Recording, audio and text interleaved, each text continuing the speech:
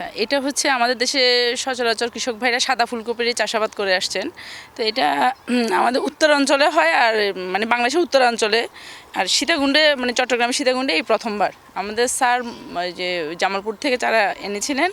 তো এর প্রথমবারের মধ্যে আমরা গবেষণা করে এখানে করলাম, কৃষক তো মানে সফলতা অর্জন করলো। সাদা ফুলকপির চাষাবাদ করে আসছেন। তো এটা আমাদের উত্তর অঞ্চলে হয়, আর মানে বাংলাদেশের উত্তরাঞ্চলে, আর সীতাকুণ্ডে মানে চট্টগ্রামের সীতাকুণ্ডে এই প্রথমবার আমাদের স্যার ওই যে জামালপুর থেকে চারা এনেছিলেন। তো এর প্রথমবারের মধ্যে আমরা গবেষণা করে এখানে করলাম, কৃষক তো মানে সফলতা অর্জন করলো। আর এটার বৈশিষ্ট্য হলো যে এটা সাদা ফুলকপি চেয়ে এই মানে হলুদ রঙিন কালারের ফুলকপিতে ভিটামিন এ এর পরিমাণটা বেশি, আর অ্যান্টিঅক্সিডেন্ট আর ক্যারোটিন সমৃদ্ধ, যার ফলে আমাদের ওই যে চোখের দৃষ্টিশক্তি, ফ্লু থেকে রক্ষা, আর অ্যান্টিঅক্সিডেন্ট তো সাধারণত ক্যান্সার প্রতিরোধে সহায়ক। এই সব মিলিয়েই এই রঙিন ফুলকপির পুষ্টিগুণ বেশি। সীতাকুণ্ডে তো প্রায় 3,500 এক হেক্টর জমিতে কৃষি, বিশেষ করে রবি শস্যগুলো হয়। সেক্ষেত্রে এই ইয়াটাকে, ফলনটাকে ছড়িয়ে দেওয়ার ক্ষেত্রে আপনাদের কোনো উদ্যোগ আছে কিনা? হ্যাঁ, আমরা তো এখানে সীতাকুণ্ডে প্রায় 12 শতক জমিতে প্রথমবারের মতো যে রঙিন ফুলকপি চাষাবাদ শুরু করা হয়েছে। আর এখানে হলো 2 শতকের, সনিপুর ইউনিয়নে 2 শতক দিয়ে কৃষক শুরু করেছেন। ভবিষ্যতে এটা আশা করি ব্যাপকভাবে ছড়িয়ে পড়বে। আপনারা কৃষিক্ষেত্রে সরকার যেখানে বলছে যে 1 ইঞ্চি জায়গা খালি রাখা যাবে না, সেক্ষেত্রে আপনারা যারা কৃষি বিভাগে কাজ করছেন তারা তো মাঠ পর্যায়ে কাজ করছেন, আপনি কি কি ফলন উৎপাদনের জন্য কৃষকদের উদ্বুদ্ধ করছেন আপনারা? আমরা অলরেডি মাঠ পর্যায়ে প্রতি জায়গায় শুরু হয়ে গেছে আমাদের অনাবাদি, যেটা অনাবাদি জায়গায় পুষ্টি বাগান। আমাদের আশা করি কোনো একটা জায়গা আমাদের খালি নেই, যেখানে আমরা ছোট জায়গা পেয়েছি, ছোট বাড়ির আঙিনায় বা পাশে, সেখানে আমরা চারা দিয়েছি, বীজ দিয়েছি। কৃষক এখন আশা করি কোনো জায়গায় ওরকম প্রতি জায়গা আছে বলে মনে হয় না আর কি।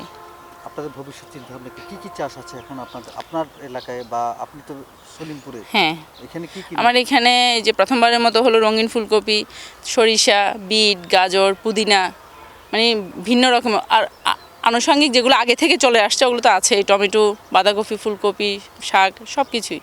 না, ওটা আমরা কৃষক ভাইদের বলে দিয়েছি, যেগুলো ডিলারশিপ দোকান আমাদের ওখান থেকে নেওয়ার জন্য, যেগুলো যে অনেক সময় বিভিন্ন দোকানে বিক্রি করে, ওটা আমরা অভিযান চালিয়ে ওটা স্টপ করা হয় আর কি। বিভিন্ন দোকানগুলোতে অভিযান চালানো হয় আর কি। আপনি একটু সরিষা ক্ষেত্রে কথা বলছেন, কি কি আর কোথায় করছেন এগুলো? সরিষা তো ব্যাপক হারে সীতাকুণ্ডে, একেবারে সৈয়দপুর থেকে সলিমপুর ব্যাপক হারে চাষাবাদ হচ্ছে। সরিষার আবাদ গত বছর থেকে শুরু হলো আর কি। মানে কৃষক ভাইরা আগে অল্প অল্প করে করতো, এখন গত বছর থেকে ব্যাপক হারে চাষাবাদ। কি লাভজনক হচ্ছে? অবশ্যই লাভজনক। নাকি সরকারি প্রসারের কারণে, না আপনারা তাদেরকে মানে উদ্বুদ্ধ করছেন কোনটা? না, অবশ্যই আমরা তো উদ্বুদ্ধকরণ করে আসছি, প্লাস কৃষক যারা গতবার থেকে শুরু করেছেন ওরা এবার দেখলাম নিজ আগ্রহেই শুরু করলো।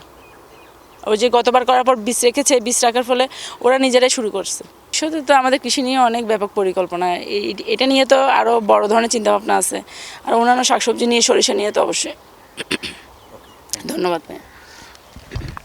আর এমনি সার এগুলি ভালো পাচ্ছি না, অনেক সময় 2 নম্বরে সারও পড়তেছে, কিনে আনতেছে দিয়ে কেন এই আর কি।